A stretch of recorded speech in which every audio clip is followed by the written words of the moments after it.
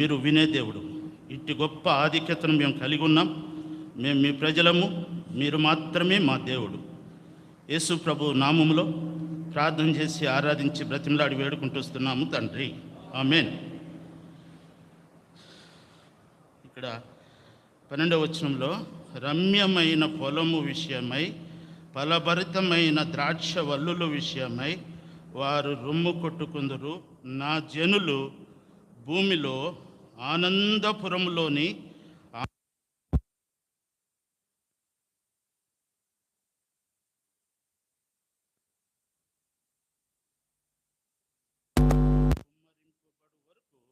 నగరి విడవబడును, జనసమూహములు గల పట్టణము విడవబడును. దేవుడు మాటల చేత మనల్ని సిద్ధపరచును గాక. ఇక్కడ నేటి క్రైస్తవ సమాజం, నేటి క్రైస్తవ సంఘాలు, కుటుంబాలు ఎట్లా ఉందంటే, ఆనందపురంలో ఉన్నటువంటి ఆనంద గృహములన్నిటిలో ముళ్ళ తుప్పులున్నాయి, బలు రక్కసి చెట్లు ఉన్నాయి, పెరుగును అని దేవుడే చెప్పేశాడు. ఈ అంత్య దినాల్లో, అపాయకరమైనటువంటి ఈ దినాల్లో మందిరాలు బాగానే ఉన్నాయి, కట్టడాలు బాగానే ఉన్నాయి. అయితే మత్తయి సువార్త 5వ అధ్యాయం కొండ మీద ప్రసంగంలో మనం ఒక 2 మాటలు చూద్దాం. 3వ వచనం, మత్తయి సువార్త 5వ అధ్యాయము 3వ వచనం. ఆత్మ విషయమై దీనులైన వారు ధన్యులు, పరలోక రాజ్యము వారిది. 8వ వచనం, హృదయ శుద్ధి గలవారు ధన్యులు, వారు దేవుని చూచెదరు. ఇక్కడ ఆత్మ, హృదయము, ఈ రెండింటిని గురించి ప్రస్తావిస్తున్నాడు. ఆత్మ విషయమై దీనత్వం కలిగినటువంటి వారు పరలోక రాజ్యము వారిదని ఇక్కడ రాసి మనం చదువుతున్నాం. అక్కడికి వెళ్ళిన తర్వాత, పరలోకానికి వెళ్ళిన తర్వాత మనం దేవుణ్ణి చూడాలనుకుంటే హృదయ శుద్ధి గలవారు ధన్యులు, వారు దేవుని చూచెదరు. హృదయం శుద్ధి చేసుకోవాలి. కాబట్టి హృదయంలో చాలా కలుషితం ఉంది, భయంకరమైన వ్యాధి కలిగింది. అది సామాన్యంగా అది 1 కొరింథీయులకు రాసిన పత్రిక 13వ అధ్యాయం 13 వచనాల్లో కూడా ప్రేమను గురించి చెప్తాడు. అది ఆ ప్రేమలో మనం వేరుపారిన వారమై ముందుకు కొనసాగాలి.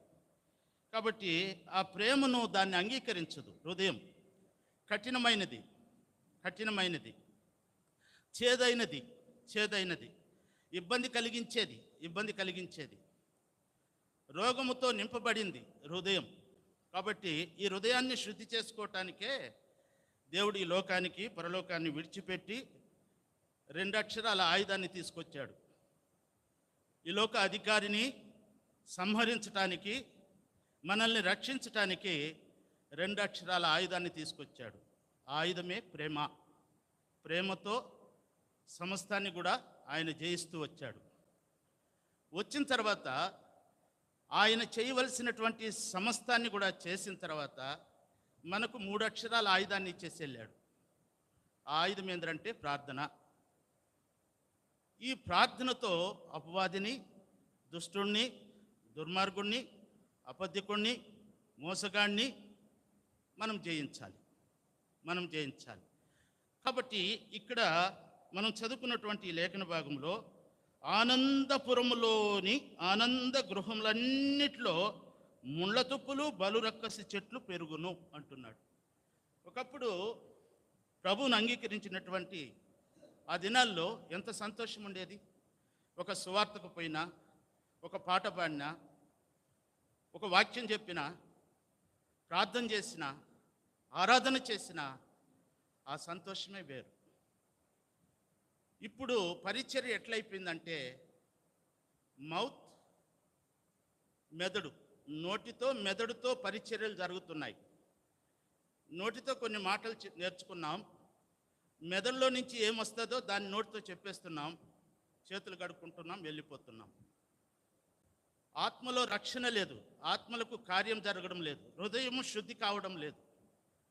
ఆత్మ విషయమై దీనులైన వారు ధనిలు, పరలోక రాజ్యం వారిది. ఖచ్చితంగా పరలోకానికి పోతాం. అయితే దేవుణ్ణి చూసే అవకాశం మనకు దేవుడిస్తున్నాడు. ఆ దేవుణ్ణి చూడాలంటే హృదయ శుద్ధి కలిగి ఉండాలి. కాబట్టి ఇక్కడ అంటున్నాడు, మీ బట్టలు తీసివేసి దిగంబరులై మీ నడుముకు గోనెపట్ట కట్టుకొనుడి. కాబట్టి గోనెపట్ట కట్టుకునే స్థితి రోజుల్లో మనం ఉంటున్నాం. అయితే అలా చేయలేకపోతున్నాం. గోనెపట్ట అంటే అది చిన్నచూపు, గోనెపట్ట అంటే తగ్గింపు, గోనెపట్ట అంటే నిరుత్సాహం, గోనెపట్ట అంటే దుఃఖము, గోనెపట్ట అంటే వేదన, గోనెపట్ట అంటే కలవరం. ఇవేమి మనకు లేవు. ఇప్పుడు ఇవేమి లేవు. బ్రహ్మాండంగా లెనిన్ క్లాత్ షర్ట్ వేసుకుంటాం, ఎక్సలెంట్గా ప్యాంట్లు వేసుకుంటాం, అద్భుతంగా 2.5 గంట సేపు మందిరంలో గడిపేసి చేతులు దులుపుకొని వెళ్ళిపోతున్నాం. గోనెపట్ట కట్టుకునే అనుభవం లేదు, తగ్గించుకునే అనుభవం లేదు, సరి చేసుకునే అనుభవం లేదు. ఎహెజ్కేలు గ్రంథం 18:23, ఎహెజ్కేలు గ్రంథము 18:23. దుష్టులు మరణము నొందుట చేత నాకేమాత్రమైన సంతోషము కలుగునా, వారు తమ ప్రవర్తన దిద్దుకొని బ్రతుకుటయే నాకు సంతోషము అంటాడు. మనము సంతోషిస్తున్నాం. ఈ అంత్య దినాలు అపాయకరమైనటువంటి దినాలు. కుటుంబ వ్యవస్థ చెడిపోయింది, సంఘములు పాడైపోతున్నాయి, బలురక్కసి చెట్లు, ముళ్ళ తుప్పలు ఇవన్నీ ఉన్నాయి. మందిరంలో ఉన్నాయి, ఇంట్లో ఉన్నాయి, వ్యక్తిగతంగా ఉంది, గుండెల్లో, శరీరంలో కూడా ఉంది. వీటిని తొలగించాలి. పైనుంచి ఆత్మ దిగి రావాలి. దానికి మనం ఏం చేయాలంటే మనం కొన్ని విడిచిపెట్టాలి, కొన్ని మనం వదులుకోవాలి. నువ్వు వదులుకోకపోతే అవి అట్లే పెరుగుతాయి. ముళ్ళ తుప్పులు పెరుగుతాయి, నీలో పెరుగుతాయి, నీ ఇంట్లో పెరుగుతాయి, నీ సంఘంలో, నా సంఘంలో కూడా పెరుగుతాయి. గోటితో పోయేదాన్ని గొడ్డల దాకా ఎందుకు తెచ్చుకోవాలా? గోటితో పోయేదాన్ని గొడ్డల దాకా ఎందుకు తెచ్చుకోవాలా? సరి చేసుకోమంటున్నాడు. పరలోక రాజ్యం నీది అంటున్నాడు. ఆ రాజ్యంలో ఉన్నటువంటి దేవుడు నీ దేవుడు అయినప్పుడు ఆయన్ని చూచే అర్హత, క్వాలిటీస్ మనకు ఉండాలి. క్వాలిటీ ఉండాలా, దెన్ ఆఫ్టర్ క్వాంటిటీ కూడా ఉండాలి. ఈ రెండు మనం లేకపోతే పరలోక రాజ్యానికి వెళ్తామేమో కానీ దేవుణ్ణి దర్శించుకోవటానికి కొద్ది కష్టం అనిపిస్తుంది. ఎందుకంటే ఈ బలురక్కసి చెట్లు, ముళ్ళ తుప్పలు, ఇంకా నేనైతే ప్రవక్తనైతే కాదు కానీ ఇంకొక 10 సంవత్సరాలు పోయిందంటే కుటుంబ వ్యవస్థ కూడా ఒకరికొకరికి సంబంధాలు లేకుండా పోతారు. భార్య, భర్త, బిడ్డలు, ప్రేమ, అనురాగము, ఆప్యాయత, రక్త సంబంధం అంతా కూడా చెదిరిపోతుంది. కాబట్టి దీనికి కారణం ఏంటంటే చూడండి, ఎహెజ్కేలు గ్రంథము 16వ అధ్యాయము 49వ వచనం. ఎహెజ్కేలు 16:49 వచనం చదువుతారా ఎవరైనా? నీ చెల్లెలైన సొదొమ చేసిన దోషమేదనగా దానికిని దాని కుమార్తెలకును కలిగిన గర్వమును, ఆహార సమృద్ధియు, నిర్విచారమైన సుఖస్థితి ననునదియే.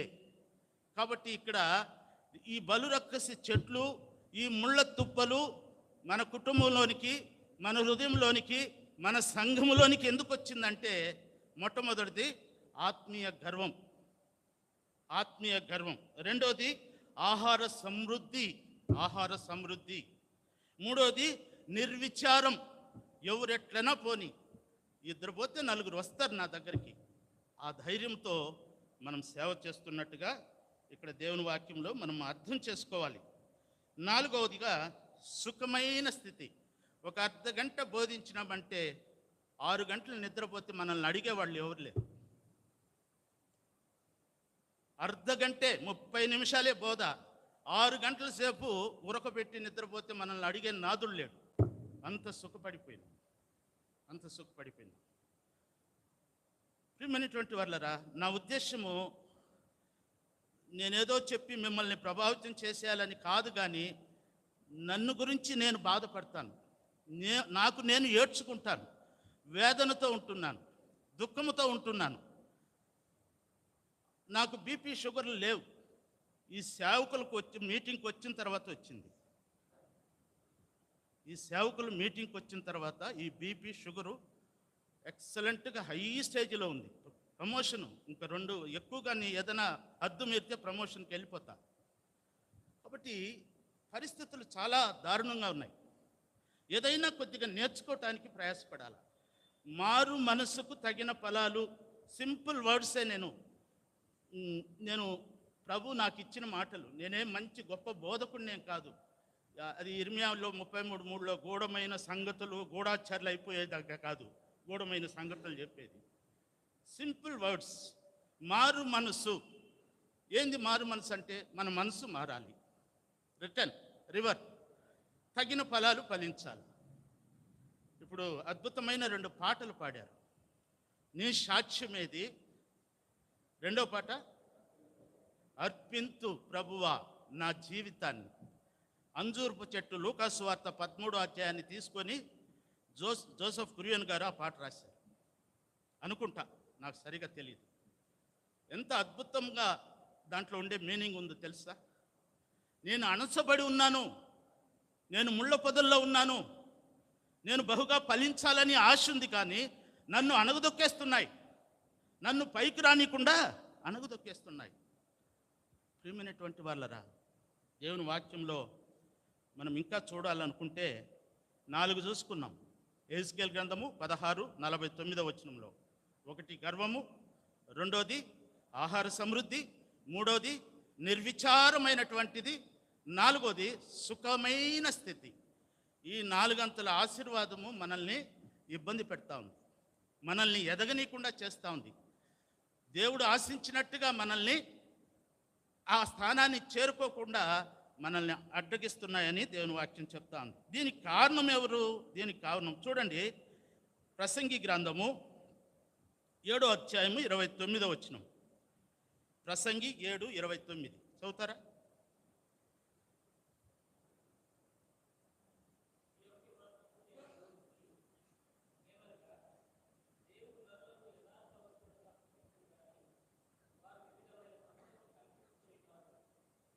మనం పుట్టినప్పుడు దేవుడు ఎట్లా చేశాడు? యథార్థవంతులుగా చేశాడు, స్వచ్ఛమైన వారుగా చేశాడు. ఎట్లా అయిపోయినాం మనము? వివిధ మంత్రాలు తంత్రాలు కల్పించుకొని కబడ్డీ ఆడుకుంటున్నాం సంఘంతో. కబడ్డీ కబడ్డీ కబడ్డీ అని విశ్వాసులతో. ప్రియమైనటువంటి వాళ్ళరా, చాలా జాగ్రత్తగా ఉండాలి.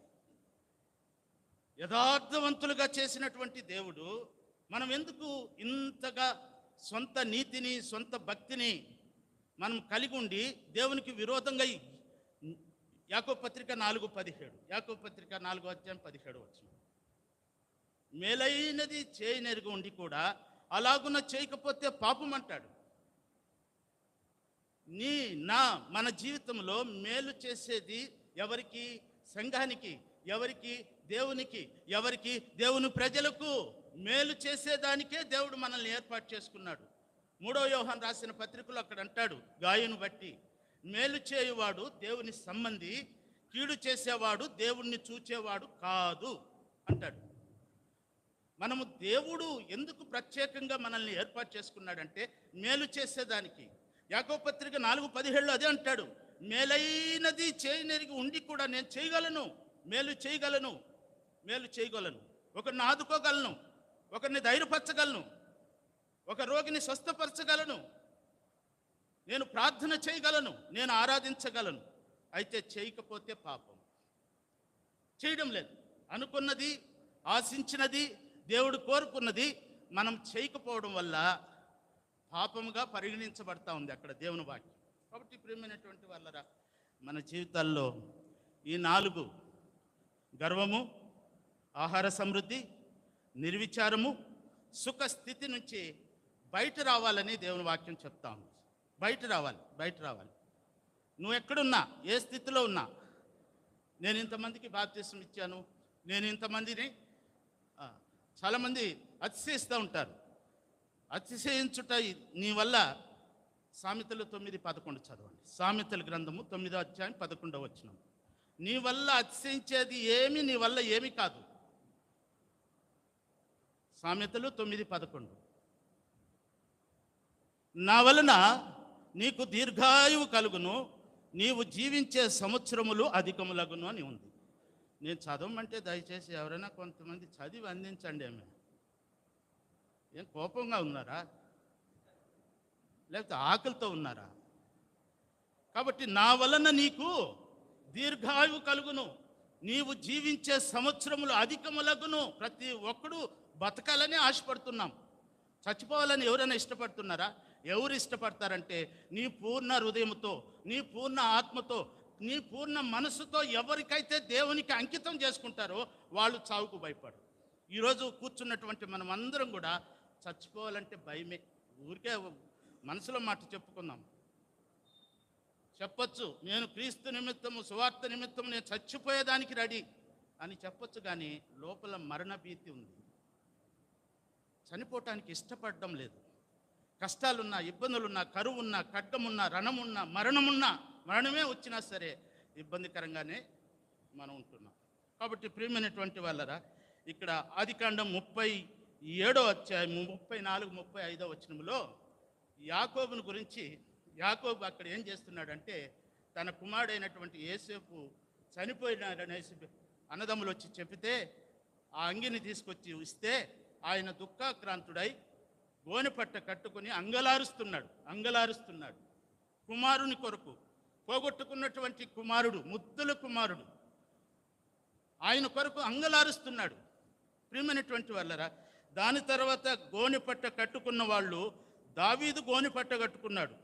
కాబట్టి ఆహాబు గోనెపట్ట కట్టుకున్నాడు, హిజ్కియా గోనెపట్ట కట్టుకున్నాడు, ఇర్మియా గోనెపట్ట కట్టుకున్నాడు, దానియేలు కూడా గోనెపట్ట కట్టుకున్నాడు, యోనా కూడా గోనెపట్ట కట్టుకున్నాడు. వీళ్ళంతా కూడా దేవుని కొరకు బ్రతకాలనుకున్న వాళ్ళు, రోషము కలిగిన వాళ్ళు, ఆసక్తి విషయంలో మాంద్యులు కాకుండా ఆత్మలో తీవ్రత కలిగి నిరీక్షణలో ఆనందిస్తూ శ్రమల యందు ఓర్చుకుంటూ ప్రార్థనల యందు పట్టుదల కలిగినటువంటి వారు వీళ్ళు. కాబట్టి వీళ్ళు గోనెపట్ట కట్టుకున్నారు. దుఃఖాక్రాంతులై వేదనతో, దుఃఖముతో, మనోదుఃఖముతో దుఃఖపడుతూ వచ్చారు.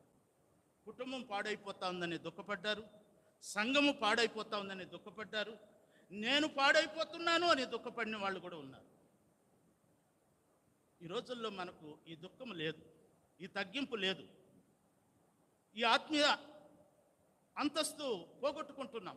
కాబట్టి బలురక్కసి చెట్లు, ముళ్ళ తుప్పులు మందిరంలో ఉన్నాయి, గృహంలో కూడా ఉన్నాయి, ఇళ్లల్లో ఉంది, మందిరంలో కూడా ఉంది. దేవుడు ఒక గొప్ప ఉద్దేశం కలిగినటువంటి వాడు. మొట్టమొదట ఒక వ్యక్తిని రక్షించుకోవాలని ఆయన వెతుకుతున్నాడు.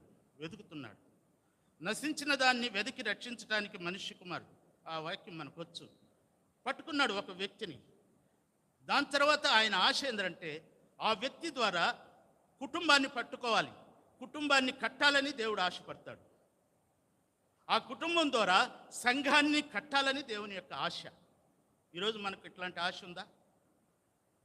వచ్చే కుటుంబాలని పోగొట్టుకునే దానికే ఉన్నాము, వచ్చే ఆత్మలను పొమ్మనే దానికే ఉన్నాము. కాబట్టి ప్రియమైనటువంటి వాళ్ళరా, దేవుని యొక్క ప్రణాళిక, దేవుని యొక్క ఉద్దేశము చాలా గొప్పది. కాబట్టి ఇక్కడ కీర్తన 69వ అధ్యాయము 9వ వచనం, కీర్తన 69, 9వ వచనం చదవండి.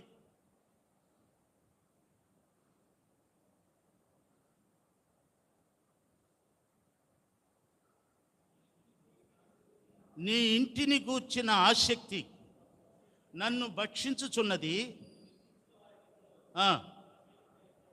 కాబట్టి నీ ఇంటిని గూర్చి, మన ఇంటిని గూర్చే మనం ఆలోచిస్తున్నాం. ఇక్కడ దావీదు దేవుని ఇంటిని గూర్చి, దేవుని మందిరాన్ని గురించి ఆయన కొద్దిగా ఆవిరైపోతున్నాడు, కరిగిపోతున్నాడు, అంత ఆలోచన చేస్తున్నాడు సంఘాన్ని గురించి.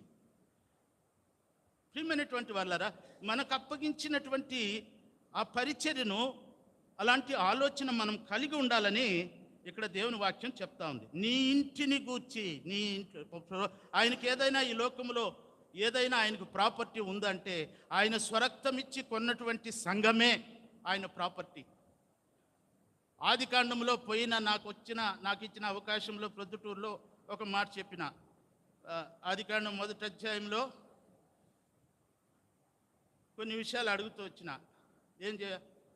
మొదటి రోజు ఏం చేశాడు? మొదటి రోజు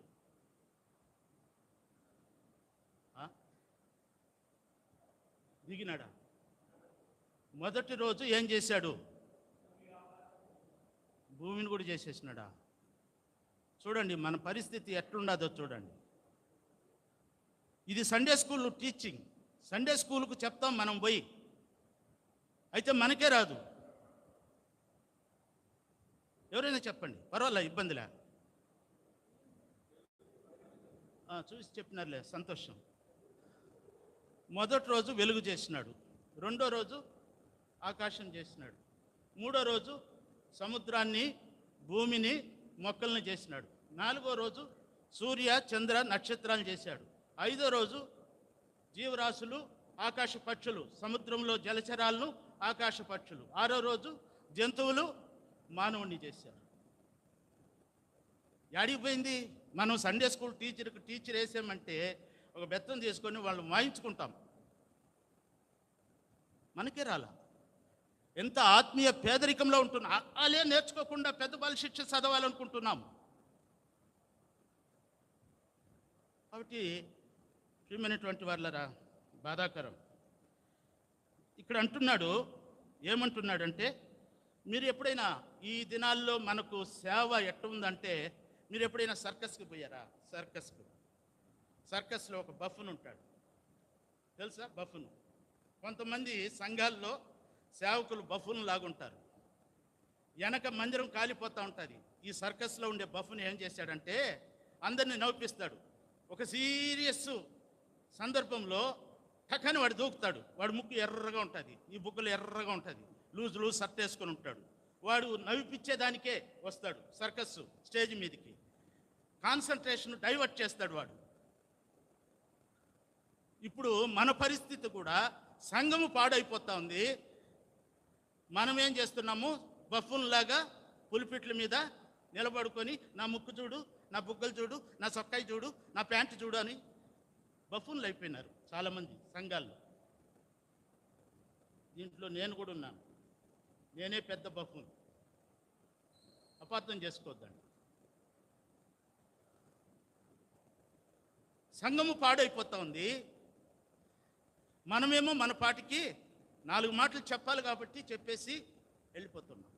కాబట్టి కుటుంబ వ్యవస్థ పాడైపోతా ఉంది. సంఘములో, కుటుంబంలో, వ్యక్తిలో బలురక్కసి చెట్లు, ముళ్ళ తుప్పులు మొలవటానికి కారణం ఏంటంటే మనమే అంటే నువ్వే అంటే నేనే అంటే మనం. ఇంగ్లీష్లో పాస్టర్ అంటారు. సేవకుడిని ఏమంటారు ఇంగ్లీష్లో? చెప్పండి. పాస్టర్ ఎన్ని అక్షరాలు ఇంగ్లీష్లో? 6 అక్షరాలు. P for purity. ఒక సేవకునికి ఉండాల్సినటువంటి గుణలక్షణాలు. పి అంటే ప్యూరిటీ, స్వచ్ఛమైన, నిర్మలమైన మనసుతో సేవ చేయాలి. సేవకుడు అంటే స్వచ్ఛంగా ఉండాలా. అందుకే దేవుడు నిన్ను పిలిచాడు. కలుషితం ఉండే వాళ్ళని పిలవలా. నీ ఊర్లో నిచ్చి, నీ కుటుంబంలో నిచ్చి, నీ సంఘంలో నిచ్చి నిన్ను ప్రత్యేకించి నిన్ను ఎందుకు పిలిచినాడంటే ప్యూరిటీ, స్వచ్ఛమైన, నిర్మలమైన మనసు కలిగి సంఘాన్ని అర్థం చేసుకొని అట్లా దేవుని రాకడ కొరకు సంఘాన్ని సిద్ధపరచాలి. కాబట్టి 2వ అక్షరం ఏంది? పి తర్వాత ఏ అంటే అంబాసిడర్, రాయబారి.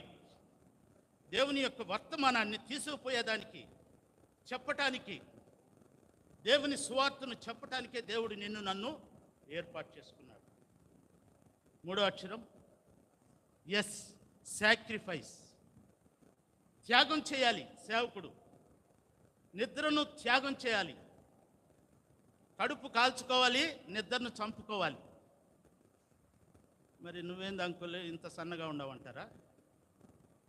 నేను చూసేదానికి అట్ట కనబడతా. కాబట్టి నిద్రను చంపుకోవాలి, కడుపు కాల్చుకోవాలా. 4వ అక్షరం టీ. టీ అంటే ట్రూత్ఫుల్, ట్రూత్. సత్యమే చెప్పాలా సంఘానికి, అసత్యం చెప్పకూడదు. ఇక్కడ నిలబదాం. ఈ ముళ్ళ తుప్పులు, బలు రక్కసి ఈ చెట్లు వ్యక్తిలో, కుటుంబంలో, సంఘంలో ఎందుకు నాటుకుపోయాయంటే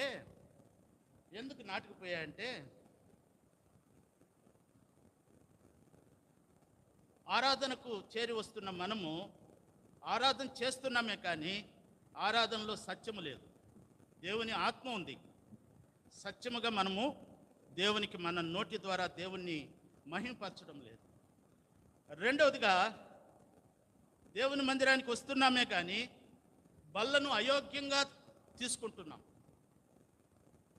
జీవితాన్ని సరిచేసుకోకుండా, బ్రతుకును మార్చుకోకుండా, అలవాట్లు మార్చుకోకుండా, దేవుడు కోరుకున్నట్టుగా జీవించకుండా బలవంతంగా రేప్ చేసి మనము బల్లం తీసుకుంటున్నాం. తప్పు కదా అది? అవునంటారా కాదంటారా? ఆరాధించేటప్పుడేమో ఆత్మ ఉంది కానీ సత్యము లేదు మాటల్లో. బల్లను తీసుకునేటప్పుడేమో అయోగ్యంగా తీసుకుంటున్నాం. అయోగ్యంగా మనం వర్తమానం చెప్పేటప్పుడు యోగ్యులమని మనం చెప్తున్నాం. మూడోదిగా, ఎవరికైనా అవకాశం ఇచ్చి సాక్ష్యం చెప్పమంటే దాంట్లో 10% నిజం ఉంటుంది. ఈ పులిపీటకు వస్తే ఏమైపోతారో తెలియదు కానీ పులుల్లాగా విజృంభించేస్తారు. 10% నిజం ఉంటుంది, 90% అబద్ధం. 90% అబద్ధం చెప్తున్నారు. ఈ పులిపీటను అపవిత్రపరుస్తున్నారు. హెచ్చరిక లేదు, గద్దింపు లేదు. ముఖస్థుతులు ఎక్కువైపోయినాయి. నవ్వింపు, కవ్వింపు ఎక్కువైపోయింది మందిరాల్లో. రోషము కలిగిన దేవుడు అంటున్నామే కానీ రోషం లేకుండా పరిచర్య చేస్తున్నాం. ఆసక్తి ఉంది కానీ ఆత్మలో తీవ్రత లేదు, శరీర తీవ్రత ఉంది. నిన్నేదైనా ఒక మాట అంటే 2 మాటలు అంటావు. ఈ మధ్యలో ఒక బఫన్ గాడు వచ్చాడు, మీసాల గుర్రప్ప అంట. విన్నారా? మీసాల గుర్రప్ప వాడు ఒక బఫన్. వాడు టీవీలో హైలైట్ అయిపోతా ఉన్నాడు. ఎంత అజ్ఞానం చూడండి. దేవుని పరిచర్య నువ్వు విడిచిపెట్టిన కారణాన్ని బట్టి, నువ్వు చెప్పని కారణాన్ని బట్టి, నువ్వు చేయని కారణాన్ని బట్టి దొంగలు వచ్చి దూరేస్తున్నారు.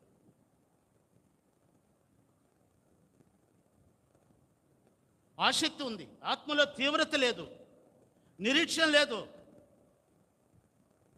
శ్రమ అంటే ఓర్చుకోం, శ్రమకు అస్సలు ఇష్టపడ్డాం.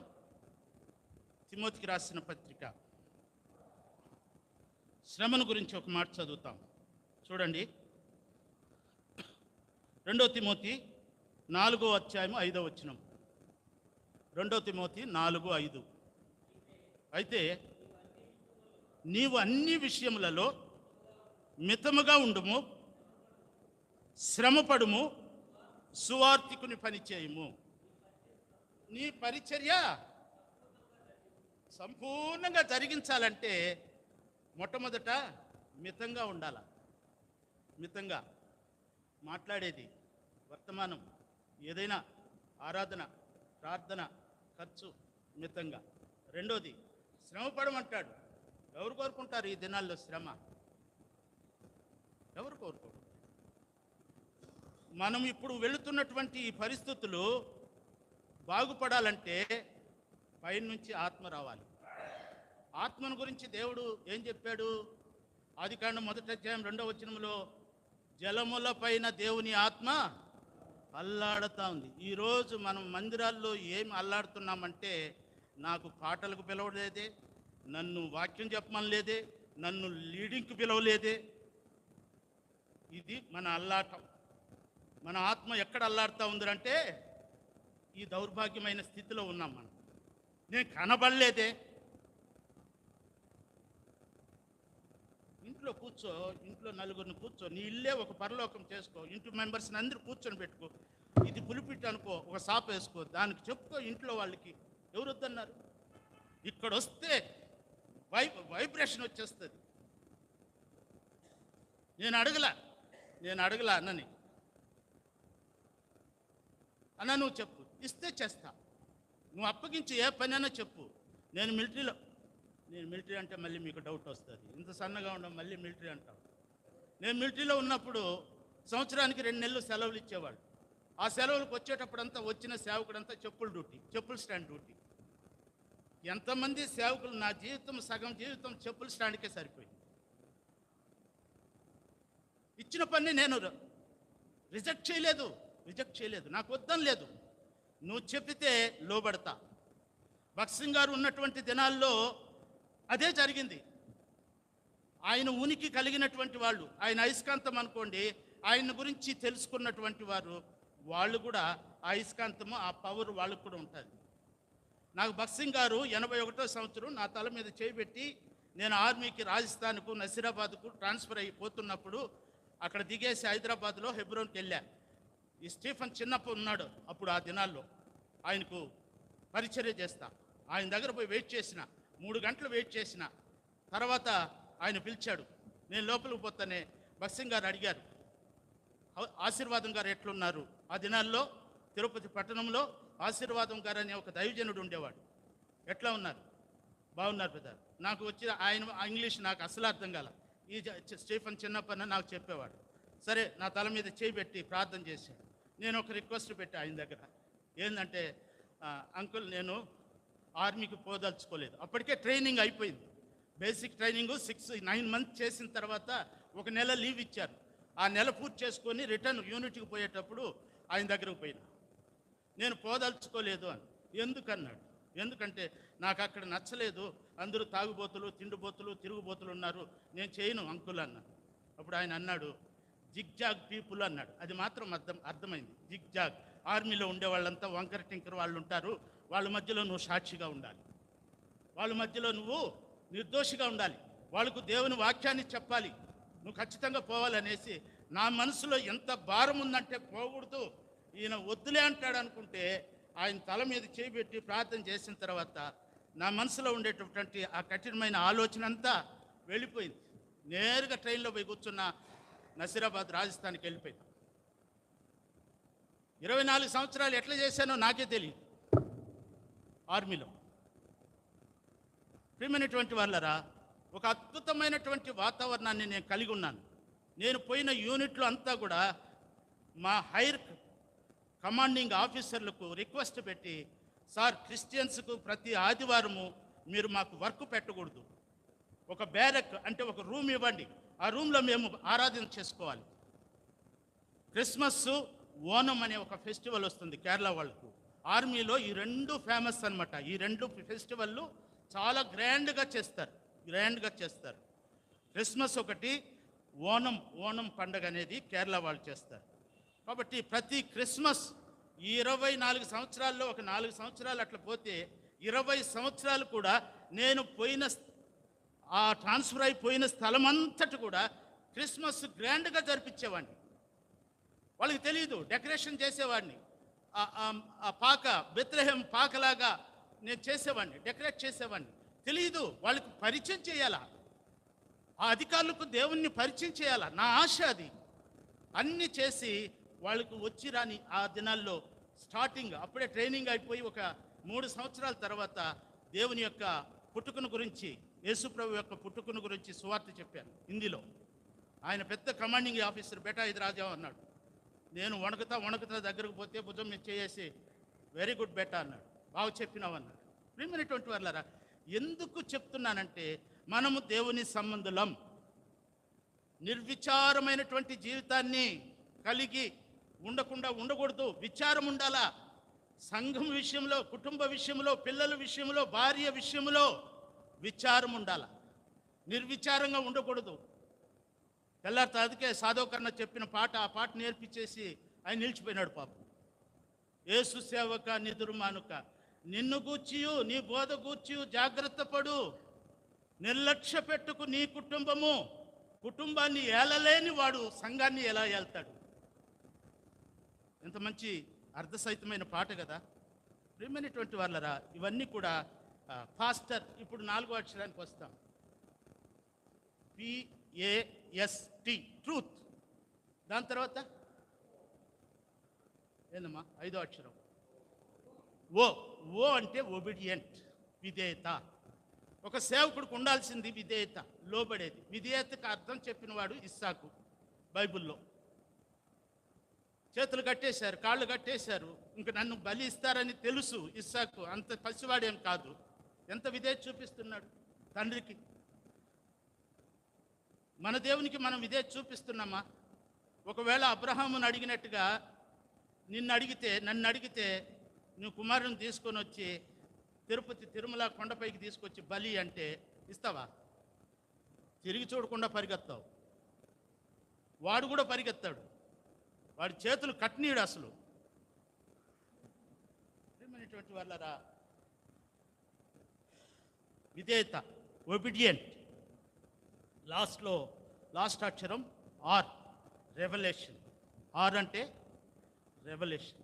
దేవుని యొక్క ప్రత్యక్షత కొరకు, ఆయన రాకడ కొరకు మనం సిద్ధపడాలి, సంఘాన్ని సిద్ధపరచాలి.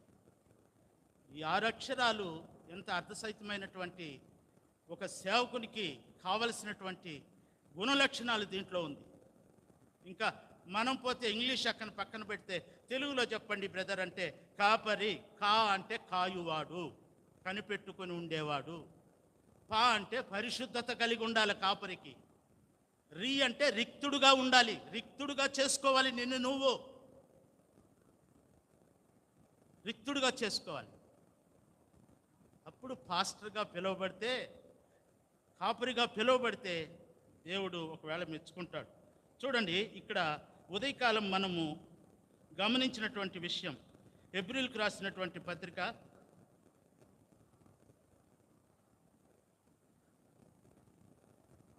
13వ అధ్యాయము 17వ వచనం. నేను ముగిస్తాను. హెబ్రీయులకు రాసిన పత్రిక 13:17. ఆత్మల విషయమై లెక్క అప్పగించాలని మనం ఉదయం చూసినాం. ఆత్మల విషయమై లెక్క అప్పగింపవలెను. అదే వార్త రోమాపత్రిక 14:12లో కూడా ఉంది. రోమాపత్రిక 14:12 అది చదవండి. రోమా 14:12 వచనం.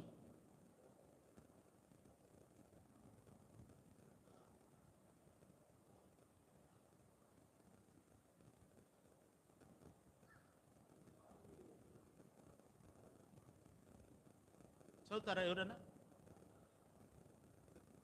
రోమా 14:12.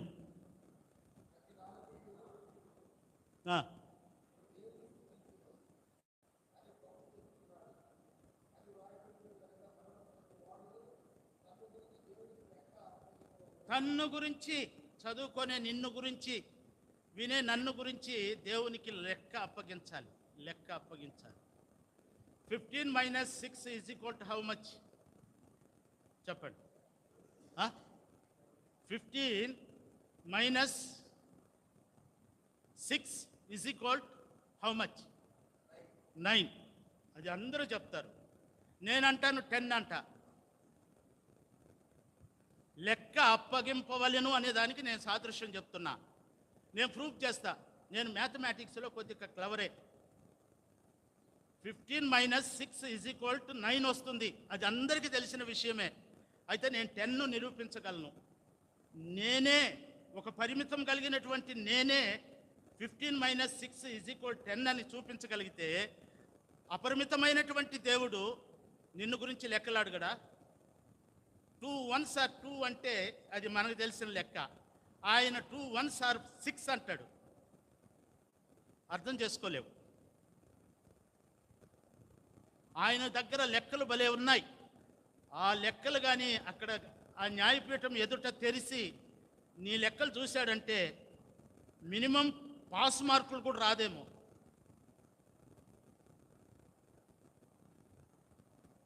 కాబట్టి మనము జాగ్రత్తగా ఉండాలి. ఆయన దగ్గర లెక్కలు ఉన్నాయి. నువ్వు మాట్లాడే మాట, నువ్వు చూసే చూపు, నువ్వు ఆలోచించే విధానం అన్నీ ఆయనకి తెలుసు. నీ భార్యకి తెలియకపోవచ్చు, నీ భర్తకు తెలియకపోవచ్చు, లేకపోతే నీ పిల్లలకు తెలియకపోవచ్చు, నీ సంఘ కాపరికి తెలియకపోవచ్చు. నిన్ను గూర్చి, నీ బోధన గూర్చి, నన్ను గూర్చి, నా బోధన గూర్చి ఆయన లెక్కలు రాసి పెట్టాడు. తన్ను గురించి లెక్క అప్పగింపవలెను. ప్రభువా, నువ్వు రక్షించుకొని ఒక మందకు మాదిరిగా నన్ను ఉండాలని ఒక సంఘాన్ని నాకు ఇచ్చి ఆ సంఘాన్ని కాయమని నాకు చెప్తే నేను కాస్తున్నానా, మేపుతున్నానా, నేను లేకపోతే మేస్తున్నానా? ఆయన దగ్గర లెక్కలున్నాయి.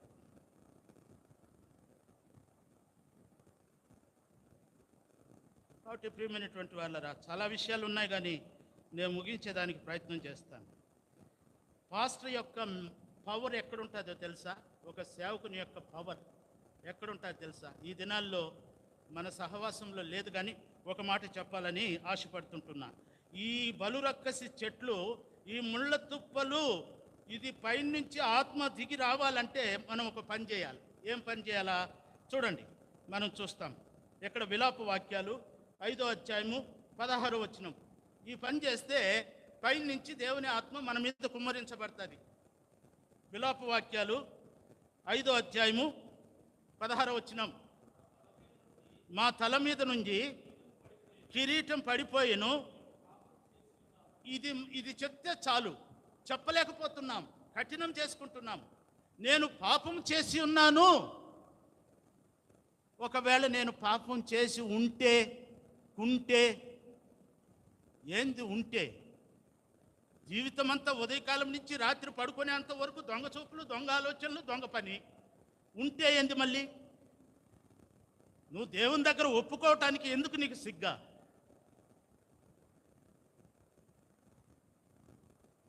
కాబట్టి ఇక్కడ ఏమంటున్నాడంటే, మేము పాపము చేసి ఉన్నాము అని ఒప్పుకోవాలా దేవుని దగ్గర వచ్చినప్పుడు. కాబట్టి ఆయనకు నువ్వు అవకాశం ఇవ్వాల్సిన అవసరం లే. ఆయన నీకిస్తున్న అవకాశాలని సద్వినియోగం చేసుకో. నష్టపోవద్దు, ఓడిపోవద్దు, పరుగులో ఓడిపోవద్దు. ఆయన నీకిస్తున్నాడు అవకాశాలు, దాన్ని గురించి ఆలోచించు.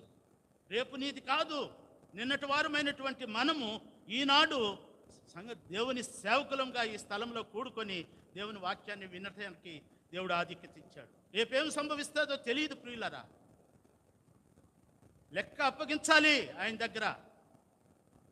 కాబట్టి ఇక్కడ ఏమంటున్నాడు? అదే అధ్యాయంలో చదవండి, విలాప వాక్యాలు 17వ వచనం. దేని వలన పాపం చేస్తున్నాం కాబట్టి, నువ్వు అప్పగించిన పనిని నిర్వర్తించలేకపోతున్నాం కాబట్టి, అయోగ్యులంగా ఉన్నాం కాబట్టి, ఆరాధనలో సత్యం లేదు కాబట్టి, దీని వలన మాకు ధైర్యం చెడిపోయింది. ధైర్యం లేదు, శుభప్రదమైన నిరీక్షణ లేదు. దేవుడు వస్తే ఎత్తబడతామా విడవబడతామా అనే సందిగ్ధంలో ఉన్నాం.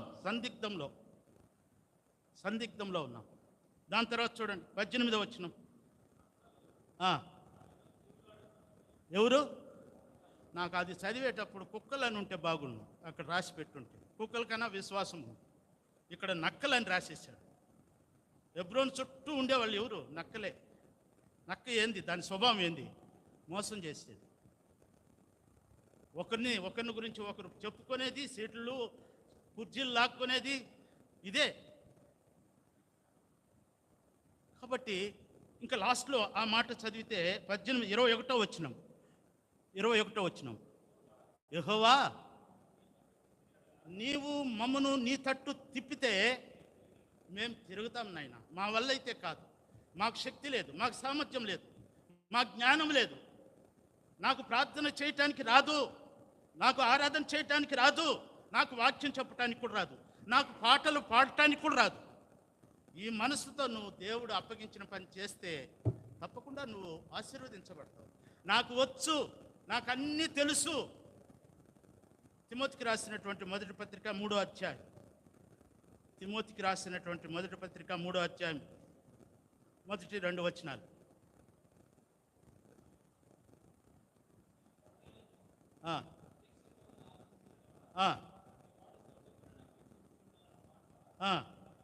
నమ్మదగినది. అధ్యక్ష పదవి నువ్వు కోరుకుంటే నువ్వు నమ్మకమైన వాడుగా ఉండాలి. అన్ని విషయాల్లో నమ్మకం ఉండాలి. అపనమ్మకస్తుడిగా ఉండకూడదు. బఫున్లాగా మనం సంఘంలో ఉండకూడదు. నవ్వులాట కాదు. నేను పోయిన దీంట్లో కూడా చెప్పినాను. ఒక ఇంటర్మీడియట్ చదివే అబ్బాయిని తల్లి సంకలో కూర్చొని పెట్టుకొని పాల బుట్టి నోట్లో పెట్టి కాలేజీకి తీసుకుపోయి వదిలితే ఎట్టుంటుంది? ఇంటర్మీడియట్ చదివే అబ్బాయిని నవ్వులాటే కదా. నవ్వుతారా? సీరియస్గా చూస్తారా? నవ్వుతారు. మన సేవా జీవితం కూడా అట్లా ఉంది. రక్షించబడి ఎన్నో రోజులైంది, ఎన్నో సంవత్సరాలైంది, ఇంకా ఎదగలేదు. మరుగుజ్జుగానే ఉన్నాం, ఇంకా మరుగుజ్జుగానే ఉన్నాం. ఇంకా దేవునికి సంబంధించిన వాళ్ళుగా అవ్వాలని ప్రయత్నం చేస్తున్నాం. ఓడిపోతున్నాం.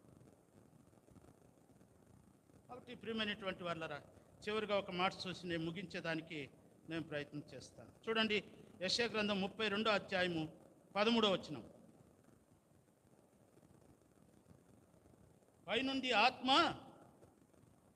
యెషయా 32:13.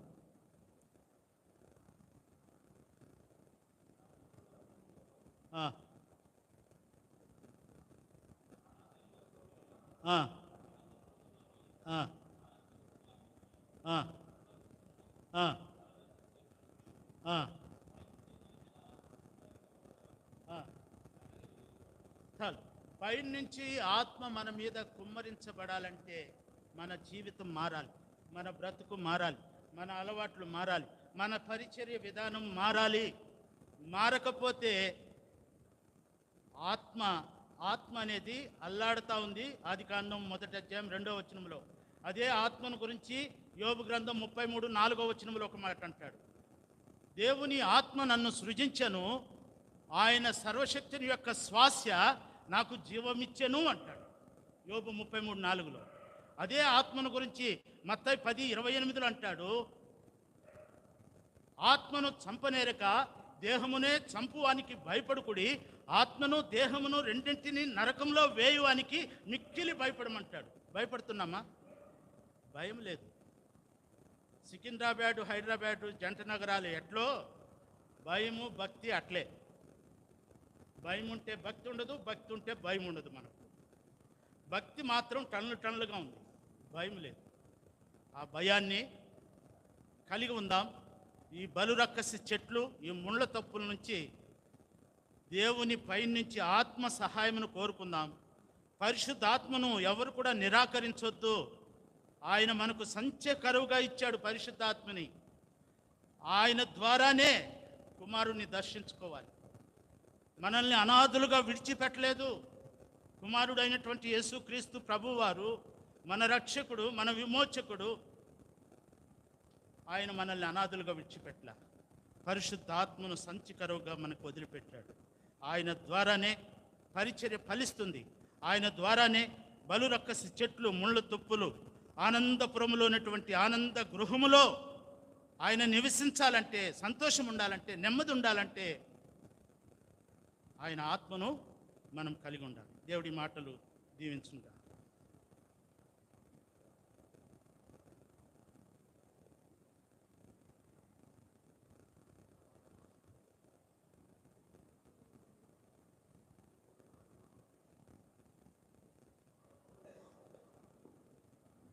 ఆలకించండి. సమయంలో మనం అందరం లేచి ఒక పాట పాడుకుందాం. ఆ సమయంలో ఎవరైనా బయటికి పోయి వచ్చేవాళ్ళంటే దయచేసి పోయిరండి తొందరగా, ప్లీజ్. సింగింగ్.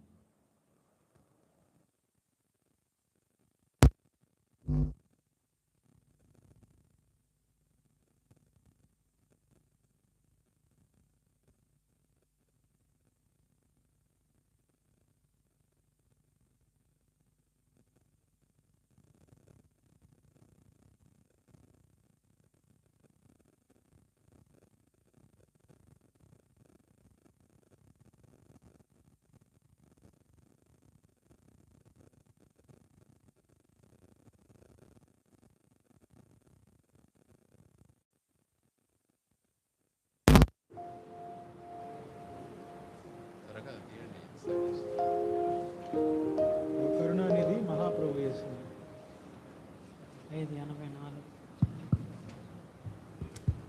పాటల పుస్తకంలో 584, ఇంకొక పుస్తకంలో 573 ఓ కరుణానిధి అనే పాట పాడు.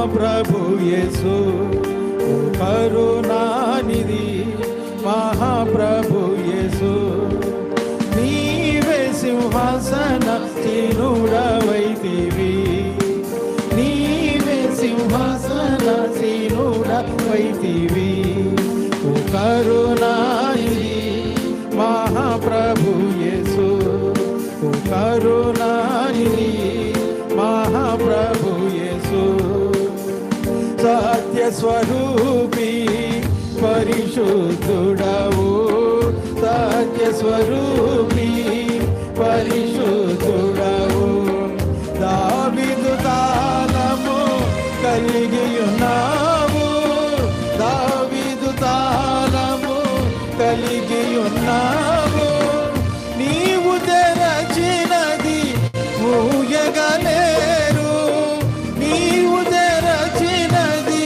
మూయగలేరు బంధించినది తెరువగలేరెవరు బంధించినది తెరువగలేరెవరు ఈ మహాత్యమదే ఈ మహాత్యమదే ఓ కరుణానిధి మహాప్రభు యేసు ఓ కరుణానిధి మహాప్రభు యేసు నీవే సింహాసన సీనుడవైతివి నీవే సింహాసన సీనుడవైతివి ఓ కరుణానిధి మహాప్రభు యేసు ఓ కరుణానిధి మహాప్రభు యేసు ఏడు నక్షత్రములు నీ చేత కలవు ఏడు నక్షత్రములు నీ చేత కలవు దీపస్తంభముల మధ్య సంచరించెదవు దీపస్తంభముల మధ్య సంచరించెదవు జీవించువాడవు ఆది అంతములు జీవించువాడవు ఆది అంతములు రెండంచుల ఖడ్గం కలిగిన ప్రభువా రెండంచుల ఖడ్గం కలిగిన ప్రభువా అది ఏ నీ ఘనత అది ఏ నీ ఘనత ఓ కరుణానిధి మహాప్రభు యేసు ఓ కరుణానిధి మహాప్రభు యేసు అగ్నివంటి నేత్రములు కలిగి అగ్నివంటి నేత్రములు కలిగి అపరంజివంటి పాదములు కలిగి అపరంజివంటి పాదములు కలిగి దేవుని ఏడు ఆత్మలు కలిగి దేవుని ఏడు ఆత్మలు కలిగి గ్రంథము తెరచే యోగ్యుడ నీవే గ్రంథము తెరచే యోగ్యుడ నీవే ధన్యుడవు నీవే ధన్యుడవు నీవే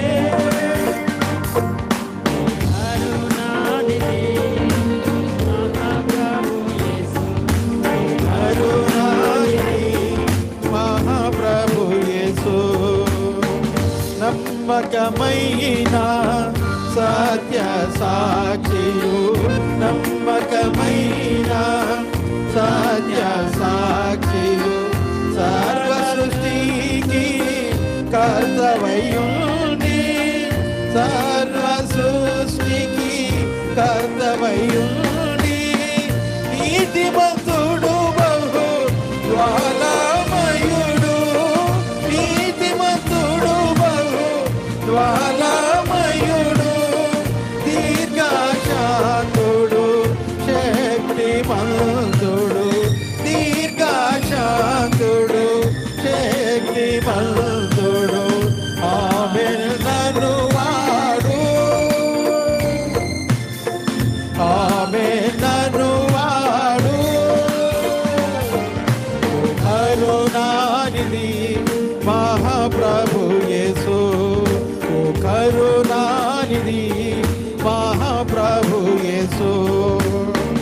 ఎల్లరూ ప్రభుని స్తుతించెదరు, ఎల్లరూ ప్రభుని స్తుతించెదరు. సాగిల పాడెదరు కృతజ్ఞులై, సాగిల పాడెదరు కృతజ్ఞులై. ఆశ్చర్య క్రియలు చేసితివంచు, ఆశ్చర్య క్రియలు చేసితివంచు. ప్రభువా నీవే అగమ్యుడవంచు, ప్రభువా నీవే అగమ్యుడవంచు. నిన్ను కొనియాడెదము, నిన్ను కొనియాడెదము. ఓ కరుణానిధి మహాప్రభు యేసు, ఓ కరుణానిధి మహాప్రభు యేసు.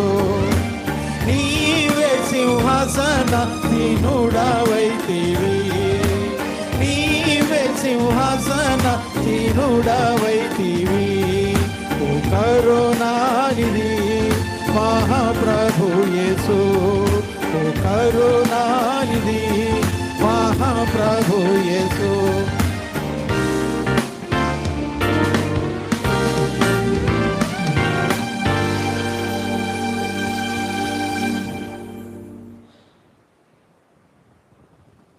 దయచేసి కూర్చోండి.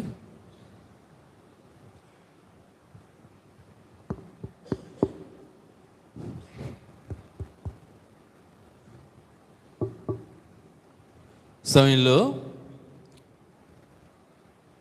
ప్రార్థన విన్నపాల యొక్క షీట్ అందరి దగ్గర ఉంటుంది. బహుశా ఎవరైనా లేకుంటే తీసుకోండి. మొట్టమొదట ఫస్ట్ పేజ్ ప్రారంభించుకుందాం. కొంతమంది అయిన తర్వాత సెకండ్ పేజ్ చేద్దాం. దయచేసి ప్రార్థన ప్రారంభించండి. వాక్యం విన్నారు, వాక్యానుసారంగా వాక్యాన్ని జ్ఞాపం చేసుకుంటూ ప్రార్థన మనవులను మనం కలిగి ఉందాం.